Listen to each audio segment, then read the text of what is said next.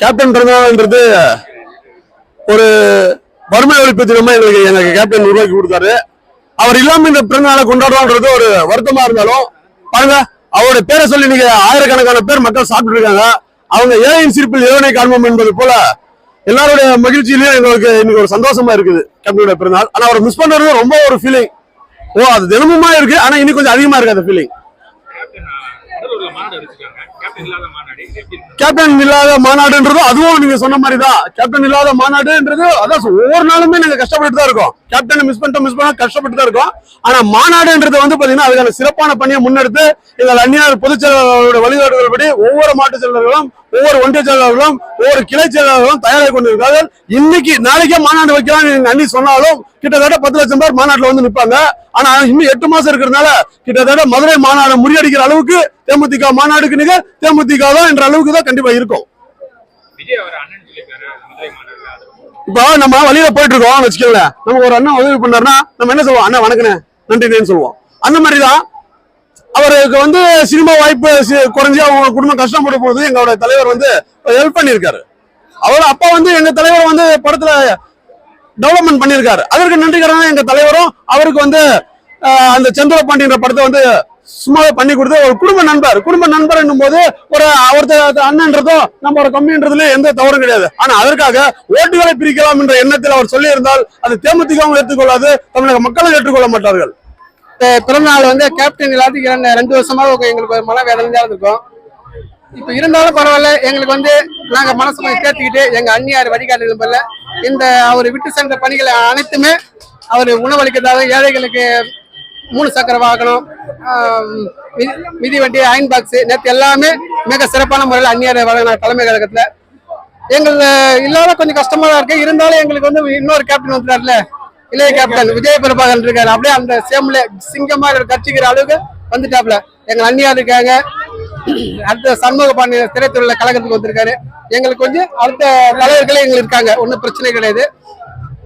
எங்கேயுமே அந்நியார் போற இடம் பூரா சிறப்பான வரவேற்பு, எல்லாம் தலைவர் நிகரா எப்படி வரவேற்பு போடுறதோ அந்த நிகரா இங்க தமிழ்நாட்டுக்குள்ள கொடுத்துட்டு இருக்காங்க வரவேற்பு.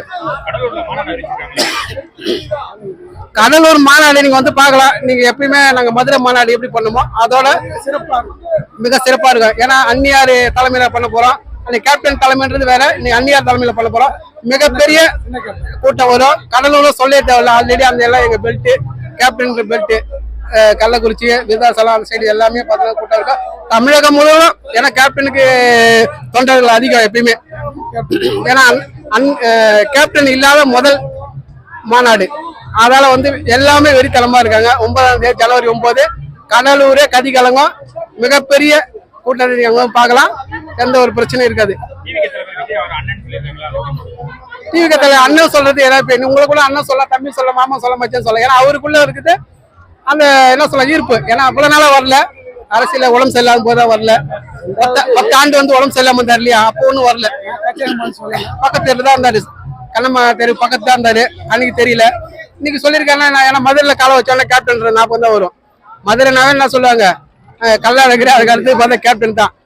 அங்க வச்சோடனே கேப்டன் 40 தான் ஒரு யாருக்கா இருந்தாலும். அதெல்லாம் வந்து வைப்ரேஷன் அந்த கூட்டத்தை வந்து ஆரவாரங்க பண்ண இல்லையா. ஏன்னா அவர் பேசிட்டே இருந்தாலும் கேப்டன் ஆரவாரம் சொன்னாதான் ஆரவாரம். அவர் உற்சாகத்துக்காக கேப்டன் சொல்லியிருக்காரு. அது என்ன சொன்னாங்க, அண்ணியா சொல்லிட்டாங்க, அண்ணா சொல்லிட்டா நாங்க தம்பி சொல்லிட்டோம், அதான் முடிஞ்சு போச்சு. கேப்டன் நான் வந்து அஜித் ஃபேன் தான், இவர் அஜித் ஃபேன். நான் வந்து கேப்டனுக்காக எப்பவுமே நிற்பேன், அண்ணனுக்காக எப்பவுமே நிற்பேன். அண்ணன் மட்டும்தான் அஜித் ஃபேனோட உயிர் தொண்டன். விஜயகாந்த் கேப்டன் விஜயகாந்த் சின்ன வயசுல இருந்து எனக்கு ஒரு 7-8 வயசுல இருந்து சின்ன வயசுல இருந்து விஜய் ரசிகர் தான். எனக்கு நான் உசுரே வைக்கிறேன் கடவுளை. நான் உலகத்துல எங்க அப்பா எங்க அம்மா எல்லாத்தையும் விட கேப்டன் கடவுளை நம்புறேன். சாமி என்னை விட்டு போயிடுச்சு. இருந்தாலும் நான் வருஷத்துக்கு ஒரு தடவை இங்க வந்து கும்பிடுறேன். இந்த கும்பிடுறதுனால எனக்கு ஒரு புத்துணர்ச்சி வருது, எனக்கு தெம்பு வருது. வாழ்க்கையில நான் வந்து காசு பணம் எப்பயுமே எதிர்பார்த்ததில்ல. இந்த கேப்டன் எனக்கு ஒரு பேர் இருக்கு, இந்த புகழ் இந்த உலகம் உள்ள எனக்கு கேப்டன் அந்த ஒரு பேர் இருக்கிற வரைக்கும் என் ஆயுசு முழுக்க செத்தாலே என் புள்ள என் பொண்ணாடி என் பிள்ளைங்க எடுத்ததான் எங்க பேர் வந்து என் கேப்டன் பேர் இருக்கிறோம். அதான் எனக்கு உலகம். வேற வந்து எனக்கு காசு பணம் சொத்து சோகம் இல்லை ஐயா. நான் இப்ப கூட கேப்டன் வேணிக்குது ஐயா, எனக்கு காசு பணம் வேணாம் ஐயா, எனக்கு சொத்து சோகம் வேணாம், எனக்கு நீடியோடி வாழணும், அதுக்கு நோய் நொடி இல்லாம என்னை காப்பாத்தி எனக்கு கேப்டன் கூட பக்கபலமா இருக்கீங்கன்னா எனக்கு 100 பலம் ஏன பலம் டபர் கேப்டன் அப்படின்னு சொன்னாலே எனக்கு ஏன பலம் மாரி எனக்கு அது போதும். அந்த மக்கள் தலைவர் எம்ஜிஆருக்கு அடுத்தது டாக்டர் எம்ஜிஆர் முதலமைச்சருக்கு அடுத்தது எங்கள் தலைவர் தான் வருவார்னு பார்த்தோம். ஆனால் மக்கள் வந்து அவருக்கு ஓட்டு போடாமல் ரொம்ப புறக்கணிச்சிட்டாங்க. ஆனால் நல்லவருக்கு வந்து வாழ வைக்க மாட்டாங்க அந்த மக்களை. காமராஜரை முதலமைச்சரை தோற்கடிச்சவர் தான் இந்த தமிழ்நாடு. எம்ஜிஆர் ஒரு தடவை தோற்கடிச்சு எம்ஜிஆர் வாழ்ந்துட்டாரு. ஆனால் எங்கள் தலைவர் எம்ஜிஆர் மாதிரி வருவாருன்னு பார்த்தோம், அதை தோற்கடிச்சிட்டாங்க. அதனால தமிழ்நாட்டு மக்கள் முரசுக்கு ஒரு வாய்ப்பு கொடுக்கணும். எவ்வளோ நல்லது பண்ணிக்கிறாரு. இன்னைக்கு எம்ஜிஆர் நலப்பள்ளிக்கு 50,000 ரூபாய் கொடுக்குறாரு.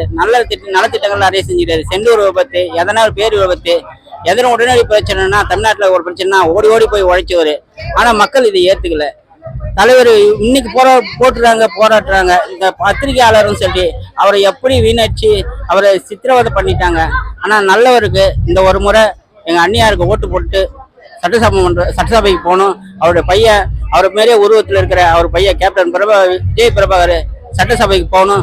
கேப்டன் முரசு ஜெயிக்கணும். முரசுக்கு ஓட்டு போடுங்க. மக்கள் இனிமேலாவது முரசுக்கு ஓட்டு போட்டு சட்டப்பேரவைக்கு போகணும். எங்க கட்சிக்கு ஒரு வாய்ப்பு கொடுங்க.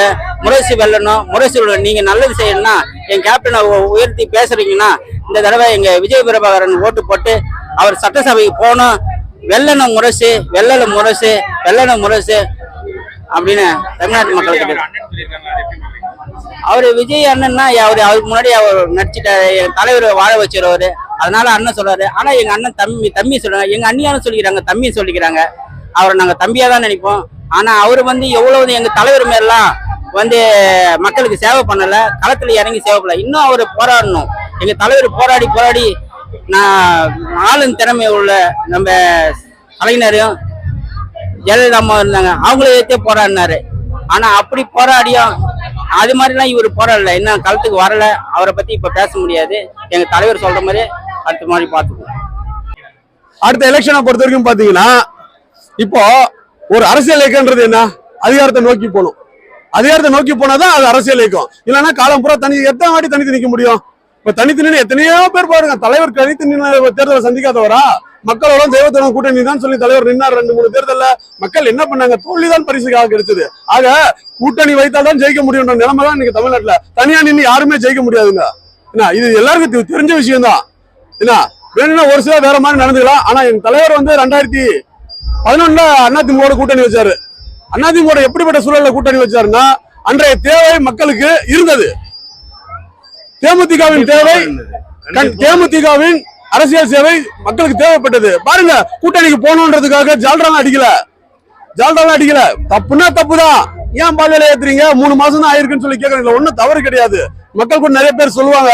ஒரு சிலர் அரசியல் தெரியாதவங்க சொல்லுவாங்க, உங்க தலைவர் கொஞ்சம் அட்ஜஸ்ட் பண்ணி போயிருந்தா நல்லா முதலமைச்சராகவே வந்திருப்பாங்க. எதை அட்ஜஸ்ட் பண்ணி சொல்றாங்க?